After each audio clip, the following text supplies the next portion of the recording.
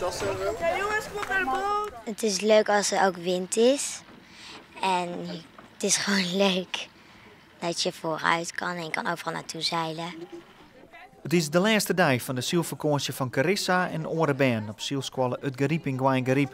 Voor van Harren driegen de vakantie in het wetter te vallen, terug het faillissement van zeilscholen.nl. Maar ook de zielscholen zelfs, wie haast het schip ingeen? In november hadden wij het bedrijf verkocht aan zeilscholen.nl. Maar in mei hebben we dat eigenlijk die overeenkomst weer teruggedraaid. Mijn man en ik hebben hier 21 jaar in onze ogen een hartstikke mooi bedrijf neergezet. Mijn man werd 65 en dat was de reden dat wij zeiden: het is een tijd om afscheid te gaan nemen.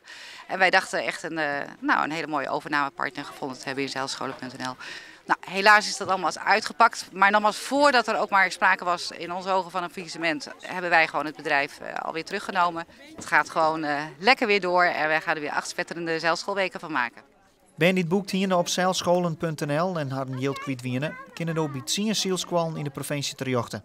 Zo'n 40 band daarvan komen van het Simmer naar Gwaingeriep. De band zelfs maakt het net zo uit. Ik denk dat het bij de kinderen niet zo speelt. Die hebben nu gewoon een leuke week en daar gaat het toch om. Die gaan gewoon lekker zeilen en merken het verschil dan toch niet.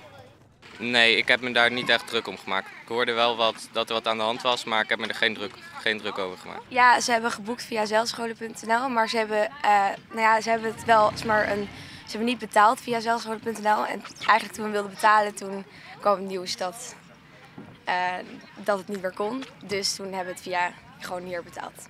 Eigenlijk heb je ouders dus op het goede moment teruggetrokken. Ja, maar dat heb ik zelf niet doorgehad. Dus ik heb er geen zorgen over gemaakt. Dus de provincie had tot nota de helft van alle Dupierre band gebruik maken van het aanbod van een orenzielvakantie.